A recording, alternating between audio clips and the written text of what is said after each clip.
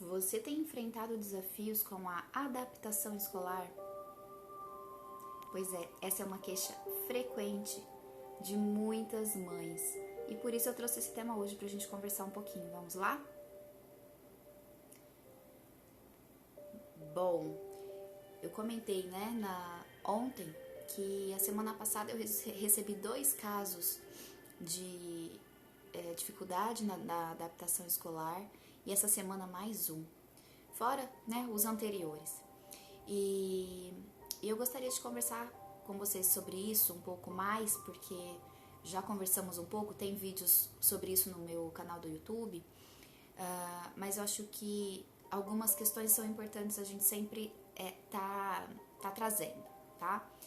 A primeira coisa que a gente já sabe, a gente já imagina, é que a gente precisa entender que a gente está num momento diferente de tudo que a gente já viveu.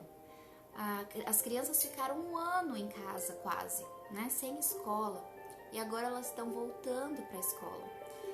Então, se essa adaptação já era um desafio, agora então tá muito mais difícil, mais desafiador, porque essa criança ficou quase 1 ano dentro de casa, tá? Então a gente precisa ter isso em mente. Outra questão que vem disso, a questão de que existe um perigo, um medo real, que é essa doença. Então, nós estamos com medo, com certeza as crianças estão com medo, e aí elas estão indo para a escola, e aí tem todos aqueles protocolos, elas não podem nem conversar com os amigos. A Ana B fala pra mim, nossa, não pode sair da carteira, não posso conversar com as amigas, não posso brincar, não pode levar brinquedo, sabe? Então, tudo tá sendo muito diferente. A saída de casa, a entrada, o retorno para a escola já é um desafio por si só. E agora voltar para esse ambiente totalmente diferente é muito mais complicado, tá? Então as crianças estão sofrendo, a gente já previa isso, O ano passado, quando a gente fez uma maratona sobre saúde mental, e eu já falava sobre isso, das consequências aí da pandemia para a saúde emocional das crianças. E a gente tá vendo tudo acontecer, esse ano, tudo tá vindo aí esse ano. Então, tome cuidado para que você faça esse momento se tornar algo, um aprendizado para todo mundo, e não algo traumático, algo problemático. Então, assim, o mais gradual possível. Se o seu filho chorar, independente da idade, não quiser ficar, acolha, faça gradualmente, vá junto, fique junto. Não, ficou 10 minutos num dia, tá ótimo, depois 15, 20.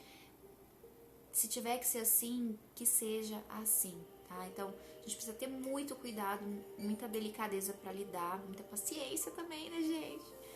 Para esse retorno, tá bom?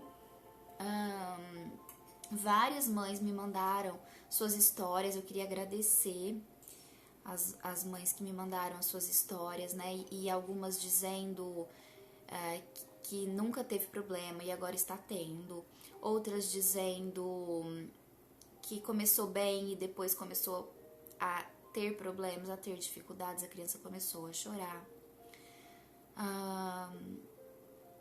Então a gente precisa estar atento a isso, tá? Uma pergunta que veio aqui, que é algo que muitas mães colocam: o problema é comigo, se eu não for levar, a criança fica bem.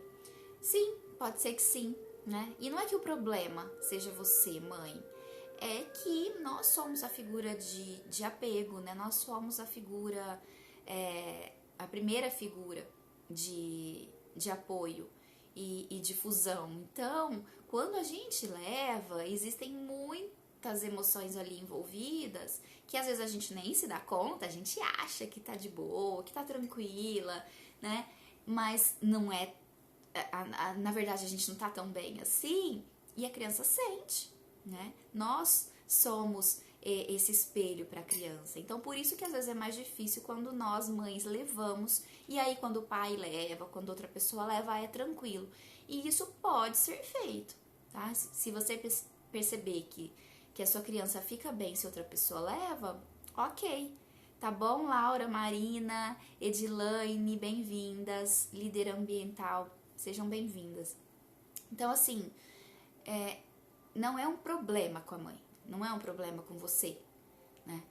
É só que a criança tem essa figura, né? Tem você como essa referência e é muito mais difícil ela desapegar de você, tá? Então, se outra pessoa puder levar, ok, peça para essa outra pessoa levar. Agora, você percebeu que seu filho tá sofrendo, gente, tá chorando, não deixa chorando, não deixa.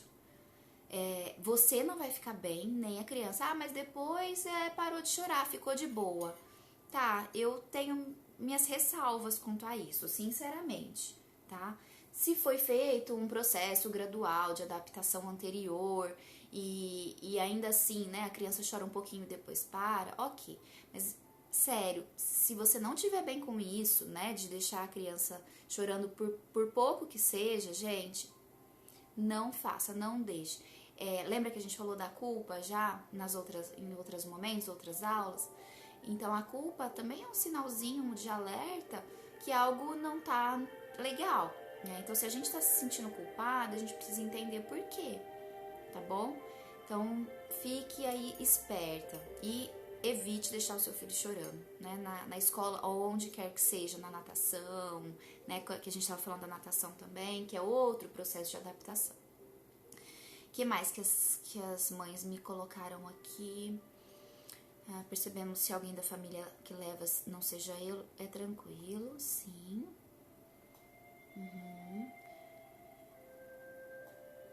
Tá. E aí, gente, só pra normalizar, tá? Na pré-escola, principalmente, né, no ensino infantil, na educação infantil, é muito natural que as crianças sofram nesse momento de separação. É esperado. Então, não tem nada de errado com o seu filho se ele tá sofrendo pra ficar, né? Principalmente ali até os 5, 6 aninhos. Depois disso, a gente começa a ligar, né, o sinal amarelo, sabe? Vamos ficar alerta. O que será que está acontecendo com essa criança maior que ela não consegue ficar na escola, tá? E aí a gente precisa investigar um pouco mais. Mas as crianças pequenas passam mesmo por isso. É natural, esperado e saudável que isso aconteça, ok? Não confundir isso, né, que a gente fala do transtorno de ansiedade de separação, que é um transtorno classificado aí, né, dentro das doenças mentais, dentro da CID-10, do DSM-5, porque as crianças pequenas têm esse comportamento como uma forma mesmo até de sobrevivência. Oi, Lilian. Oi, Andra. Uma forma das crianças se protegerem, né? Então, elas têm, sim, demonstram aí ansiedade de separação. Por quê? Porque é uma forma delas, tô tentando fixar o comentário aqui, não consegui, delas se protegerem também, né? É um comportamento adaptativo. Agora, quando a criança começa a ficar mais velha ou quando ela tem um sofrimento exagerado, aí a gente pode estar diante, né, do transtorno de ansiedade de separação. E para isso a gente precisa da avaliação de um profissional, sempre, tá? Não adianta você sair. Eu tenho atendido muitas mães. Oi, Tayana, Creuza. Tenho atendido muitas mães que vêm assim, ó, eu olhei no Google e eu acho que o meu filho tem TOD.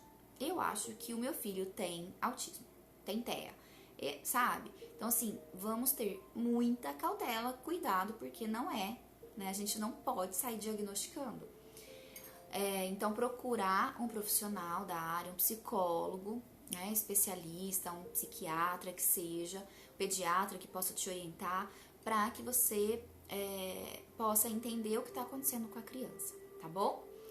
Como eu disse antes, o que a gente está vivendo agora é algo muito singular e as crianças estão apresentando mais ansiedade de forma geral, principalmente agora com o retorno às aulas, né?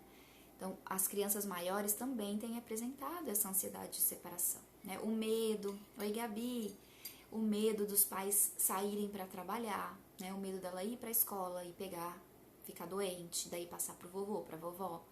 Porque é isso que elas estão vivendo faz um ano, gente. Isso é, assim, é um terror que a gente está vivendo, é um estresse emocional muito grande, tá? Então, a gente precisa olhar para isso com carinho, com cuidado, levar, né, aos pouquinhos a criança para se adaptar nesses momentos. E aí eu queria deixar aqui uma sugestão, né, uma dica aí, de tantas outras que eu já passei. Depois eu convido vocês a olharem lá no canal do YouTube, tem 2 vídeos sobre adaptação escolar. Mas eu queria dar uma dica que eu acho que eu não falei em nenhum dos outros vídeos, que dá muito certo e tem a ver com o objeto de transição, que também foi o pedido de vocês. Algumas mães me pediram para falar mais sobre o objeto de transição. E o objeto de transição pode ajudar muito nessa hora da adaptação escolar, tá? Então, como? Como assim, Lívia? A gente vai convidar a criança, né, a levar na escola um objeto que ela goste, um brinquedo que ela goste, algo para dar segurança para ela, tá? Pode ser uma foto da família que vai dentro da mochila também, ok? Não, às vezes não é um objeto de transição, mas é um objeto de carinho, de estima da família, né? Para ela lembrar da família. Então, isso funciona muito bem, ajuda muito nesse momento, ok? Então, se o seu filho tiver já um objeto de transição escolhido, encoraje-o a levar, tá? Se ele não tiver, proponha. Ah, você gostaria de levar, né, esse brinquedo que você gosta muito para a escola com você? Uma foto nossa, né? Então, proponha, ajude-o a escolher para que isso possa ajudar também nesse momento, tá bom? Então, é isso. É isso que eu gostaria de partilhar aqui com vocês. Aproveita! Manda essa live, né, esse vídeo, esse conteúdo para outras mães que possam ser ajudadas. Vamos juntas aí ampliar, fortalecer a nossa aldeia, porque nós precisamos umas das outras.